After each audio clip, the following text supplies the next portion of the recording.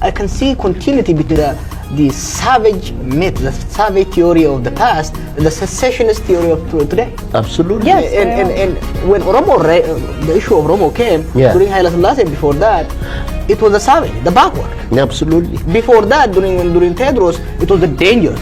Yes. Then we are the inferior. Yes. Then it turns now secession, the question for self-determination, to be equal. It started into a secession. Now, the people who want to break away the country. Who want to break away the country and destroy the livelihood of everybody. Securitize as a strategy. Absolutely. The population, which is informed through these religious institutions, through academic institutions, to fear the Oromo, buy into this state-sponsored propaganda and turn into savages themselves. When the issue of the name of Oromo arises, their blood boils and they engage into this irrational fear I call Oromophobia. Yeah, I think that's absolutely. I think another dangerous element of that is that this fear is incredibly blinding, and which is why even today we cannot talk about this historical facts. I mean, many of Ethiopians deny historical facts, and so it's incredibly disturbing. Yeah, the whole thing is based on and derives from self-denial. Ethiopia has written a history that is not really Ethiopian. They have written the history of Queen of Sheba, King Solomon, and they talk about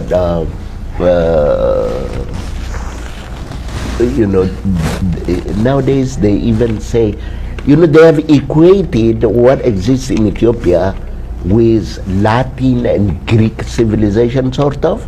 They placed it, they have given it a place, while we are considered barbarians. So what they say is, every time Oromo complains that life is repressive, they say, they're going to destroy this civilization, civilization that doesn't exist. I have been studying for 7 years. I've been going to Amara region.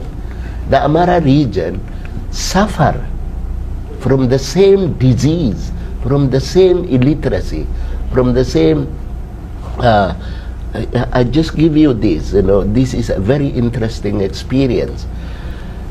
In Ethiopia, they want to portray like the north is literate, the south is illiterate.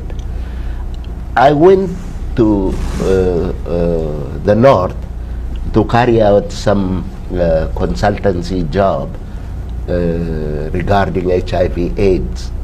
So when they asked me how we should go about it,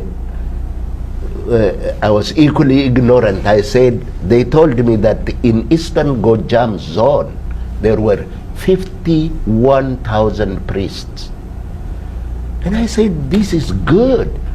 So, in HIV, there is what they call education, information and communication, EIC material. We produce EIC material in Amharic, and I said we give it to the priests, let them teach in all the churches.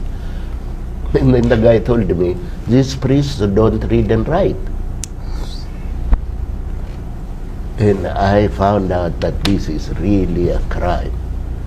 While in history department they tell us that the North have had alphabet for 3,000 years, here even the priest who is supposed to be literate doesn't know how to read the symbols. It's a memory, he repeats from memory. So, the oppressive nature of this system is not really limited to Oromo alone. But since it is religious, since this system doesn't make a difference, there is no difference between Abyssinian religion and Abyssinian history. Old Testament is their religion and it's also their history. So the mention of Ethiopia in the Old Testament, for them is like God mentioned it. Therefore it has to be accepted by everybody. This is a kind